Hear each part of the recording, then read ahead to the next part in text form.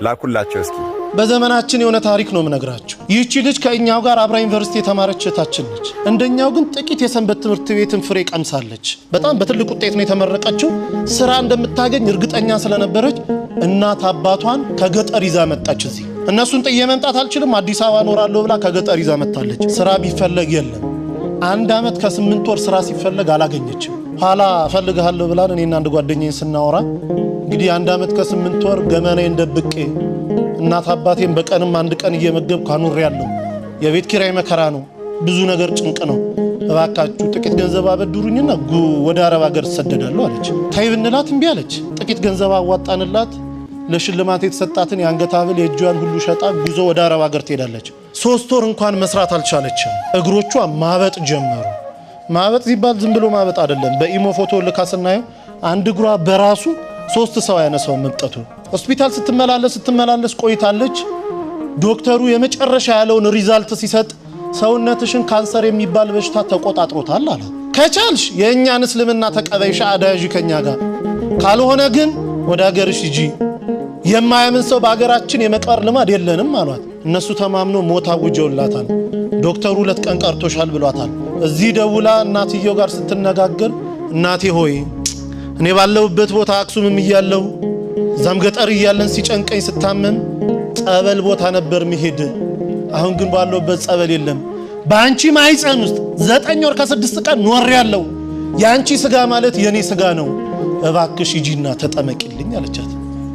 የተልኮ ጥምቀት ማለት ይሄ ነው። ሂጂና ተጠመቂልኝ፣ በአንቺ ስጋ እመቤቴ እኔን አጥምቃት ትፈውሰኛለች፣ አምናታለሁ፣ ሂጂ አለች።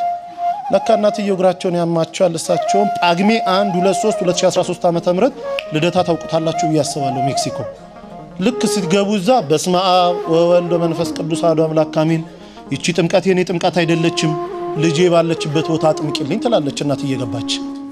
ተጠምቀው ሲወጡ 3 ቀን ነው ተጠምቀው የወጡት።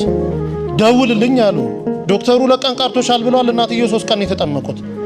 ሲደወል ልጅቷ ዝልፍልፍ ብለው ወርቀው ሆስፒታል ወስዷታል። ሆስፒታል ገና ስትገባ ራሷ ነው የምትነግረን፣ ሰውነቴ ላይ የነበረ ያ ክብደት የሚመሰል አላንቀሳቀስ ያለኝ ነገር ሁሉ ውድቅ ብሎልኝ አዲስ የ18 ዓመት ህፃን ልጅ መስዬ ሆስፒታል በር ቆምኩኝ አለች። ይሄ ከአእምሮ በላይ ነው። ዶክተሩ እንዴት ሆንሽ ይላታል። አላውቅም ትሏለች። አንቺም ካላውቅሽ እኔ ምን አውቃለሁ ይላታል ዶክተር። እርሱን የሚመረምር ዶክተር ፈቃድ ሞልቶ ወጥቶ ነበረ። ከሄደበት ቦታ የ6 ሰዓት መንገድ ነርቶ ተመልሶ ሕክምና ገባ። ልጅቷን አምጡ ይላል። ይሄው እኔ ነኝ ትላለች። እባክሽ አትቀልጂብኝ፣ ልሰራ ነው ያለሁት።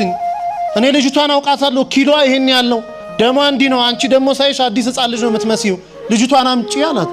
አይ እኔ ድኜ ነው አለች። እንዴት ሆኖ? ተጠምቄ። ከየት አምጥተሽ ጸበል? አረብ ሀገር አይደለም ወይ ያለሽው? ከየት አመጣሽ? አይ እናቴ ተጠምቃለኝ።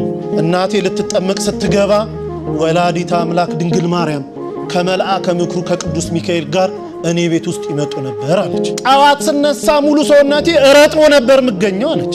እናቴ እዛ ትጠመቃለች፣ ድንግል ማርያም ደግሞ እኔን እዚህ ስታጠምቀኝ ነበር፣ እንዲዳንኩኝ አለችው። ዶክተሩ ማልቀስ ጀመረ። እንዲህ የሚባል ነገር አለ? በእውነት ድነሻል?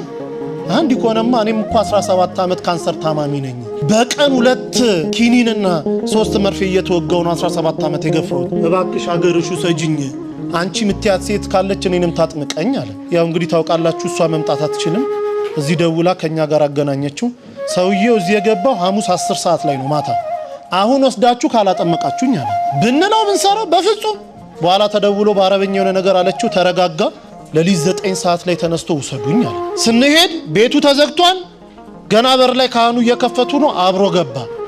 ንባባቱን ደሞ አጣኑን አንድ ላይ ተደርጎ ውስጥ ከሰማ በኋላ መጀመሪያ ተጠማቂ ሆኖ ገባ። እንደገባ መጮን ይጀምራል።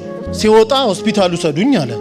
አረባክ እንደው ቢያንስ 1 ሱባኤ ሳምንት ተጠመቅ። በፍጹም። ከዛች ሴት ጋር ሳወራ እኔ ቤት ውስጥ ይሸተኝ የነበረው ሽታ አሁን እዚህ ቦታ ሸቶኛል። እሷ ስታወራ ሁሌ የሚመጣው ሽታ እኔ ጋር